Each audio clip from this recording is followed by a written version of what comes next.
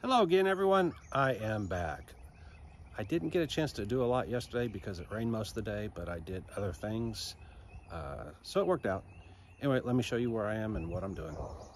All right, so when I left, I had mocked up the 3 vents. I haven't done anything to it since. I'm going to let my body guy work on that and figure out what he thinks works best for that, blend it in, all of that. Maybe tilt it. Somebody said rotate it clockwise a little bit, whatever. I'll let him do that. I worked on the hood. The hood originally had what's known as a floor mat vent. It's a fake vent and basically looks like a floor mat there. Anyway, it interfered with the hood laying down. So initially I had cut a hole in the C8 hood, and then I found out, wait a minute, if I just cut out that vent, the support for that vent, make it all level, that solves the problem. So that's what I did. I cut it out here. My goal was to get this closed up so that when it did rain, water wouldn't get inside the trunk. If it weren't for this, there's a big hole in the trunk where I cut a section out. My body guy was kind of worried about this transition here because I had not defined it, but those that know me know I don't define things. I just work and it ends up working itself out. So that's exactly what happened here. By the time I got done and blended everything, you can see that it came out pretty good. This is not all smooth. You can see there's still some spots that need to be sanded. Again, I got it close enough that I can point my body guy to that and say, hey, go ahead and fix this, finish it, get it straight, flat, smooth, all of that. I did cut off these tabs that were here that were holding the fender onto the center section. And then I put that thin layer of fiberglass cloth on here. Again, it's only supposed to be about 8 thousandths thick, so when I put it in, I had to be careful not to sand through it. It's not going to be real strong, but it doesn't need to be because it has all of this surface area holding it in place, so as long as it doesn't get sanded through too much. I had to leave this tab here. What I did was I took the tabs out, and when I saw the part sag, I said, oops, that one needs to go back in. So that's what I did. And that seems to hold everything in place. I sanded most of this smooth enough. Again, a skim coat of body filler will take care of that. Yesterday, I went ahead and took the front end off of the C5. Again, this front end is designed for a C6. C6 is about 6 inches shorter, 5 inches shorter than a C5. And sure enough, the door missed the back edge of the front end, missed hitting the door by about 4 or 5 inches, something like that. So I'm going to have to resolve that. While I'm here, the other thing I'm going to do is I want it to where when this door, I want this edge back farther. Right now it's meeting with the door. There's no reason it has to meet with the door. So I'm going to go ahead and extend it past the door where the door is behind it.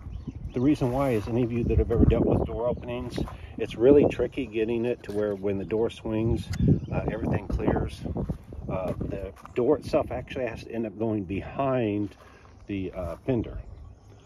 So obviously the factory spent a lot of time designing that, and so when you change that, you basically open up a bunch of headaches for yourself.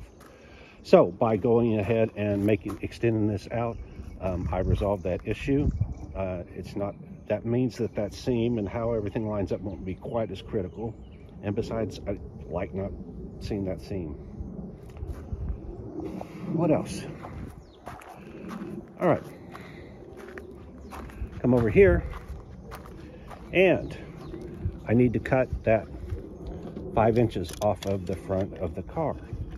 Those that have modified, I've done this before, those that have modified C5s know that this big steel beam right here is a big hindrance to doing any kind of body modifications. Most people cut it out, move it back, and re-weld it. So that's what I'm going to do. Sorry, I'm trying to do my tape measure at the same time. Not working out well. So while it was raining, I went out and I got some blades, some of these Diablo 6-inch metal blades, closest thing I could find to what I was looking for. While I was at it, I went ahead and got some more cutters for my vibrating tool. I did find out that these tungsten ones work very, very well. The other ones, fiberglass just eats them up. I'm shocked how quick fiberglass eats it up. I took my square and tried to mark where I wanted that. I was marking it to where I could leave this bracket in place. Not critical, but you know, anything I don't have to change, that's good. I'm thinking I'm going to try to use the existing hinges as well. So I got my square and I finally broke down. I've been wanting one of these paint pencils for a while, paint pens. Finally broke down and got one. Honestly, it sucks. I got more paint on myself, on the parts where I didn't want it, and on my square than I did on the actual part. So I don't often take things back because to me the hassle of it, it's only $3. It's not worth it, but this is one of those things that thing was pathetic. I'll try a different brand, maybe it'll do better. But it either blobbed out or it didn't come out at all. I probably spent 5 minutes just trying to make a couple of straight lines that would have been easy with anything else. Don't know what's going on with that. So what I'm going to do today is cut off this front end, leave it off, put that front end back on, and then make sure everything lines up like I expect it to. At some point in the future, we're going to weld that back on. So if I measure this, I can see that,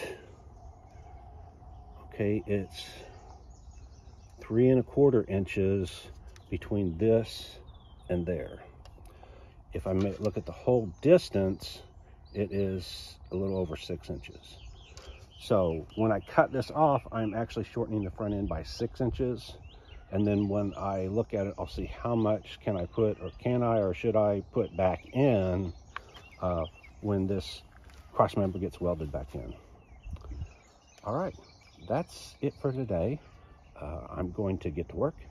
Like, subscribe, and if you want to know when I'm done with this part of it and going again, hit that alert button. You'll know immediately.